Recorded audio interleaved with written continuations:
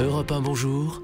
Raphaël Duchemin. À 6h55, c'est l'heure du coup de patte de Nadia Dame du lundi au jeudi. Alors Nadia, vous avez un petit coup de fil à passer à un ami ce matin. Ouais, alors c'est une information que j'adore, qui a été révélée hier par le magazine Challenge. Le 06 d'Emmanuel Macron a fuité sur le net après qu'un journaliste qui possédait le numéro dans son répertoire s'est fait voler son téléphone. Non mais allô. Alors, j'aime vraiment beaucoup cette histoire, presque autant que cette autre information sur François Hollande qui a fuité ce week-end. Le saviez-vous, Raphaël ?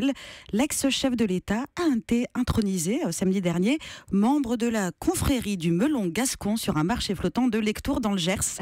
Confrérie qui, je l'ai découvert hier en faisant quelques recherches sur Internet, il faut vraiment que je trouve un mec, possède un hymne officiel. C'est une cucurbitacée à la chair orangée, sucrée à point, belle à croquer en dessert en entrée.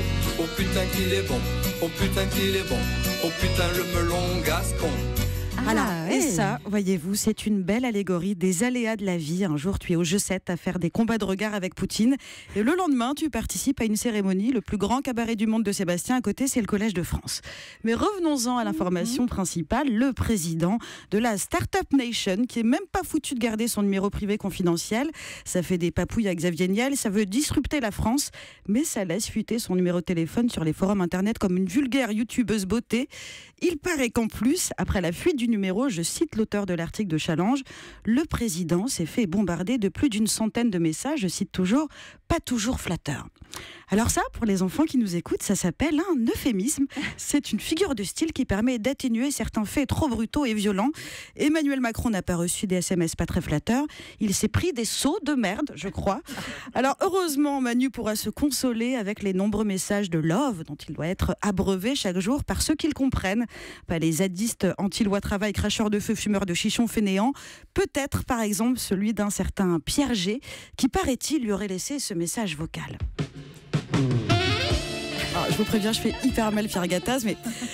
Salut Manu, j'ai adoré le CICE de Hollande, le roi du melon.